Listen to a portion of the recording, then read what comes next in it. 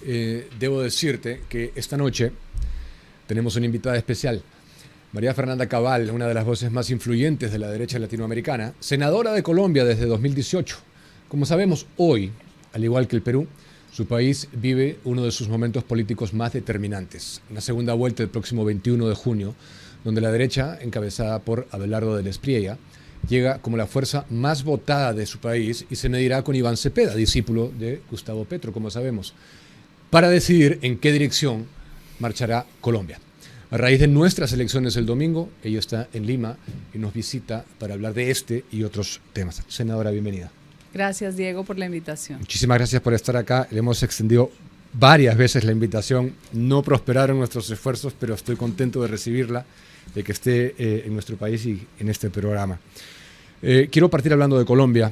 Ya le preguntaré por Perú también, pero lo primero es un poco que nos comente sobre este fenómeno político de Abelardo del Espriella, cómo lo analiza. Usted ha sido clara en darle su apoyo.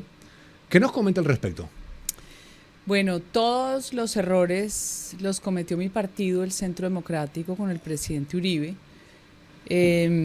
porque no entendieron que el péndulo que había girado a la izquierda cuando Gustavo Petro es candidato y queda de presidente, obligatoriamente, por simple regla física, iba a girar a la derecha.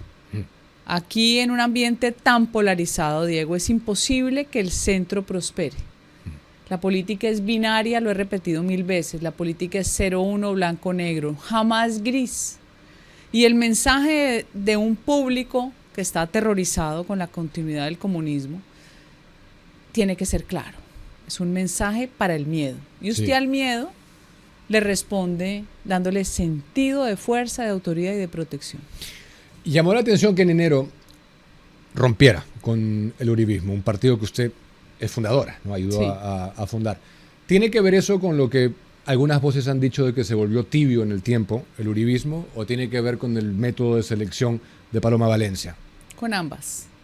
Las dos cosas. Las dos cosas. Primero, yo he criticado mucho la forma de selección de mi partido, es desgastadora, no lo considero suficientemente claro. Me pasó hace 4 años cuando escogen a Oscar Iván Zuluaga y las preferencias estaban del lado mío. Esta era la segunda vez que me pasaba, hasta que entendí, como cuando usted se da cuenta que ya no cabe, que el espacio no es para usted, que es mejor que se vaya. Eso lo comprendí, por un lado. Por otro lado, yo soy una persona suficientemente madura, con un criterio muy claro. Soy, yo creo que en la derecha, de las conocedoras profundas de la guerra que no se libra. Yo conozco la mentalidad revolucionaria como la que más, por eso me fascina debatir con los izquierdópatas, porque les conozco su historia y la capacidad de hacer daño. Y siento que no tuve el reconocimiento suficiente. Mi partido le dio susto ser de derecha.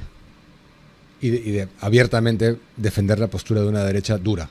Pero es que la derecha es sentido común. Sí. Mire qué frases típicas mías fueron adaptadas por el candidato Abelardo de la Espriella como extrema coherencia. Me dice, es que usted es muy radical, es extrema derecha. No, extrema coherencia.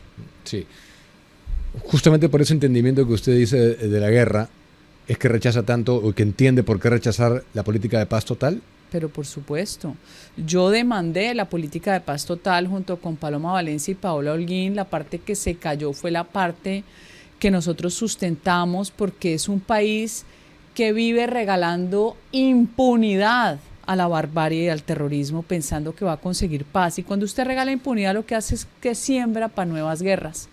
El acuerdo de La Habana de Juan Manuel Santos hoy nos deja 800 grupos criminales, cartelitos, cartelotes, muy parecido a lo de México. Y la paz total, que es una obsesión psicótica de Gustavo Petro, sencillamente le puso lo que yo digo, un moño en la cabeza, un moño de regalo en la cabeza a los peores terroristas de Colombia, nombrándolos gestores de paz.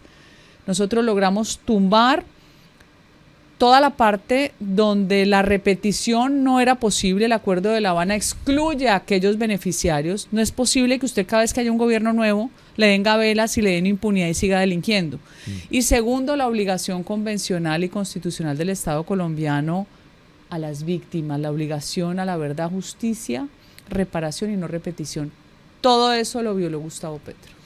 Si se corta todo de raíz, el diálogo, como se está proponiendo, ¿no? ¿Qué va a pasar el primer día con el ELN y las disidencias? No el primer día, yo le puedo anticipar lo que va a pasar desde muy pronto. La izquierda latinoamericana, toda esta red transnacional criminal que logramos observar cómo un Estado, como el Estado venezolano se convierte en el cartel de los soles, que tiene patas cruzando fronteras y cruzando continentes. Eso es la consecuencia del socialismo del siglo XXI, que era otra patraña eficaz de Lula da Silva y Fidel Castro, donde dibujan a un bárbaro como Chávez, como si fuera el nuevo caudillo, y la gente es tan ignorante y tan, yo digo que ingenua, que terminan comprando una historia que tiene 8 millones de venezolanos desplazados por el mundo. Entonces, cuando uno ve esta perspectiva, se da cuenta, primero, que América Latina vive llena de fantasías, le gusta comprar ilusiones. Digo yo en chiste, como las mujeres que nos vendieron los cuentos de Disney, ¿no? Que va a aparecer el príncipe y creemos que el sapo se convierte en príncipe y eso de pronto nunca llega. Entonces nosotros tenemos unos desafíos de supervivencia de la democracia terriblemente graves. Nosotros tenemos que entender cuál es el método de la izquierda, y ellos encontraron la anarquía, como a finales del siglo XIX. Hoy todos los grupos que destruyeron Chile, Perú, Ecuador, Colombia, el corazón de Estados Unidos, con los antifas, otros psicópatas de la misma laya, van a usarlos ahora antes de la segunda vuelta. Van a volver a quemar las ciudades como mi ciudad, Cali. Van a usar a los indígenas como arma de guerra, van a combinar las formas de lucha, que es lo que saben hacer, con la financiación absoluta de un narcotráfico empoderado. Ese es mi mayor temor. Más allá de que hay una tendencia clara de migrar hacia la derecha en nuestra región, ¿qué hay en Abelardo del Espriella que se ha ganado 43%? El outsider, el salirse del establecimiento, el parecer diferente. Siempre que hay alguien diferente, es como cuando al barrio llegaba, ay, ese es extranjero, o llegó alguien nuevo que no lo conocemos, no sabemos quién es, genera curiosidad. Una campaña con una capacidad mediática superior, llena de creatividad, una campaña que llega al metro cuadrado del ciudadano con una información emotiva, apasionada, y repito lo que dije antes, que devuelve la esperanza.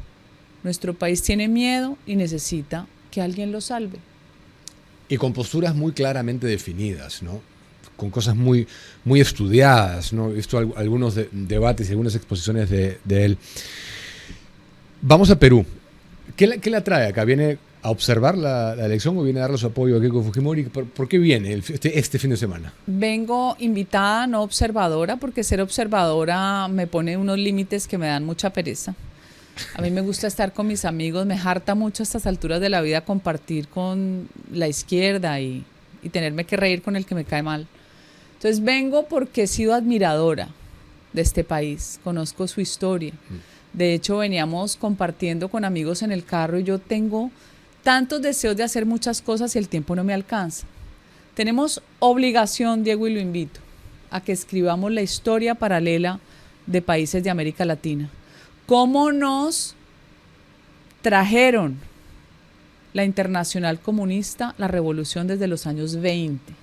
¿Cómo sembraron sus raíces? ¿Cómo usaron a todos estos sacerdotes marxistas para fundar organizaciones guerrilleras? ¿Cómo en los años 60 nace y florece lo que habían sembrado 420 grupos guerrilleros en América Latina? Le apuesto que esa cifra no la ha manejado.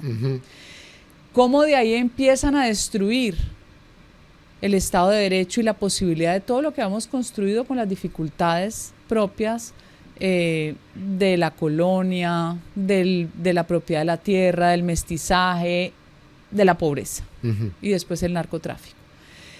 ¿Cómo todo eso se va transformando? ¿Cómo cuando creímos liberarnos, cuando se cae la cortina de hierro, sale el proyecto del socialismo del siglo XXI? ¿Cómo la derecha termina siendo tan cobarde que prefiere cederle espacios a una izquierda que termina conquistando el poder y persiguiendo a sus ciudadanos. Entonces, todo eso me invita a un país que adoro como este. Quiero hacer historias paralelas Guatemala, Colombia, Perú. Cómo terminaron condenados los miembros de la fuerza pública con operaciones que hicieron de rescate superiores. Cómo terminaron perseguidos presidentes como Uribe y Fujimori. Toda la historia paralela de los mitos revolucionarios, porque la izquierda solo crea mitos para incrustarlos en la memoria de jóvenes incautos a los que vuelven fanáticos. Y mestizaje, hablando precisamente de lo que usted ha comentado, es una de las cosas que rechaza la oferta de Roberto Sánchez, Santauro Humala y Pedro Castillo acá. ¿Cómo ve el balotaje del domingo? Creo que gana Keiko, tengo la fe, y tiene que cuidar las elecciones. Yo siento que a Keiko la robaron. Yo viví paso a paso y minuto a minuto la elección de Pedro Castillo. 13.000 actas que de repente salieron y no había claridad, una complicidad del Tribunal Electoral, no me acuerdo cómo es que se llamaba en esa época, creo que le cambiaron el Jurado nombre. Nacional de Elecciones, sí. Horroroso. Yo alguna vez que pude hablar con Keiko, antes de conocerla personalmente, le dije, pero Keiko, la sensación era que te faltó reclamar. Me dice, lo hice todo. No tenía con quién hablar. Una captura de los organismos del Estado. Lo viví. Cuando lo de Kuczynski, quedé con dudas también de por qué en una semana cambió la tendencia electoral. No sé qué pasó allí, pero creo que esta es la vencida, la tercera es la vencida. La cuarta sería. La cuarta vez que ella Keiko, disputa estaría haciendo la de Dilma Rousseff, que es lo que ellos manifiestan siempre. ¿Está al tanto de lo que plantean ambos? Sí, claro, por supuesto. O sea, es más radical y imposible. Y hoy he pasado algunos videos de lo que reivindica el bando de Sánchez, que es, me quedo corto con Radillazo, ya no es radical, es más allá. Es que claro. Por lo menos hay que abonarle Sí. que dicen lo que van a hacer. Sí. Usualmente el comunista no te cuenta ni te confiesa sus intenciones. Yo creo que tiene grandes probabilidades de ganar también Keiko Fujimori. Se está logrando una cierta unión, hay algunas afinidades. Yo soy de una derecha mucho más claramente definida. Ella siempre trata de acercarse al centro. A mí me parece un error, pero en esta coyuntura es lo que es. Y yo creo que sí tiene grandes probabilidades. Usted ha venido a acompañarla. Así es. Ok. ¿Y cree que vamos a tener que creerle a OMPE nuevamente y al jurado? Porque estamos ya en una elección cuestionada desde la primera vuelta. No sé si lo vio eso. Las obligaciones de las campañas propias, que además tienen unos costos muy altos, siento que es lo que va a terminar blindando las elecciones. A los partidos los han obligado a asumir costos superiores por la falta de transparencia de los organismos electorales. Igual ha pasado en Colombia. Por fortuna, esta primera vuelta en Colombia tuvo una velocidad y una claridad de la que también teníamos dudas. Por fortuna, Trump ya le dio el guiño a Abelardo. Por fortuna, el gobierno de Estados Unidos está dejando de ser tan temeroso de asumir posturas o tan ridículos muchas veces, de ser tan excesivamente higiénicos cuando del otro lado tenés unos asesinos narcotraficantes. Entonces, yo siento que América Latina se da la vuelta y mi alegría es que gane Keiko, que gane Abelardo de la Espriella y que gane Flavio Bolsonaro en Brasil. Si gana Keiko Fujimori, ¿qué oportunidades bilaterales hay entre Perú y Colombia? Todas. Bueno, Colombia saliendo de esta peste socialista. Pero ustedes a mí me generan envidia de la buena, ¿sabe? ¿Qué país con esa capacidad de producir?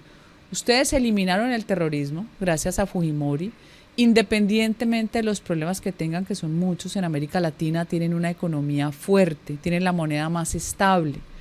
Ustedes tienen una capacidad de crecer muy alta. ¿Qué nos faltaba? Los amigos en la frontera. Tenemos que ver cómo ayudar a paz en Bolivia, porque Evo lo quiere tumbar con toda esa criminalidad transnacional que todavía sobrevive pese a la intervención de los Estados Unidos en Venezuela. Ustedes tienen un problema en la frontera sur de ustedes, en la parte de Puno. Todo es financiado por el terrorismo para generar anarquía. Si uno sube, vámonos a Ecuador. Una frontera que ustedes rescaten con un Bolivia atacando el terrorismo y un Perú atacando el terrorismo. Una frontera, por ejemplo, hacia el Ecuador, donde nosotros desde Colombia la criminalidad organizada terminó destruyendo ese país, más la siembra que dejó Rafael Correa, que es otro bandido, que ya vamos a ver cómo se siguen destapando los dineros que se robaron con Rodríguez Zapatero, ¿no? El socialista que decía que los socialistas tenemos poco y damos mucho, vamos, que después lo sacaron con todas las joyas, sí, que creo que eran mejores que las de la reina Isabel, pero así son, así son. Colombia con Ecuador. El sur de Colombia lleno de coca y de criminalidad. Llegó Noboa con Estados Unidos, con apoyo militar. En un año tienen control del territorio los ecuatorianos. Nosotros con el psicópata Petro, con el país destruido. Entonces son fronteras que se van a volver a reconstruir, sí, cuando hagamos acuerdos bilaterales y multilaterales entre las naciones, con los ejércitos y con el apoyo de Estados Unidos. O sea que yo espero lo que está pasando en la triple frontera, Argentina y Paraguay, lleno de FARC, no sé si usted lo sabía. La frontera Chile-Argentina, el norte de Chile tan complejo, con el terrorismo muy auspiciado por las FARC, donde se usa a los indígenas como arma de guerra, igual que en Colombia. Entonces, si logramos ganar, vamos a tener mejores vientos para América Latina. El año pasado tuve la ocasión de ir a Isla Santa Rosa en medio del conflicto, ¿no?, de lo que estaba pasando con Petro. Y recuerdo que usted fue de las primeras que se puso al frente a darle la contra a Petro y a un poco tratar de dejar de lado esa falsa disputa. ¿Se acuerda? Sí, claro. Ok, bueno, felizmente eso no escaló a más, ¿no? Pues pero a ver, es que a mí me da vergüenza que tengamos ese tipo de presidentes. Él ni siquiera sabe si es una isla, si es producto del sedimento, por qué el cauce del río se modificó. Tenemos un loco, pero un loco peligroso. Sí. No quiero dejar de pedirle que le pueda dar un mensaje, tal vez, que le hable directamente a los más jóvenes que nos van a ver, que están dentro de ese 20% que aún no han decidido su voto. Quiero terminar pidiéndole que le hable directamente. Con los jóvenes yo tengo mucha controversia, porque yo soy muy directa. Hay unos que me aman y otros que me detestan, sobre todo por una frase que les dije públicamente cuando nos insultaban al presidente Uribe y a parte de su bancada. Les dije: estudien, vagos, porque no es posible que haya un esfuerzo enorme en universidades públicas y terminen vandalizando y destruyendo los bienes que todos pagamos. Los jóvenes tienen que defender primordialmente la libertad. Hoy está en juego la libertad de Perú y la libertad de Colombia.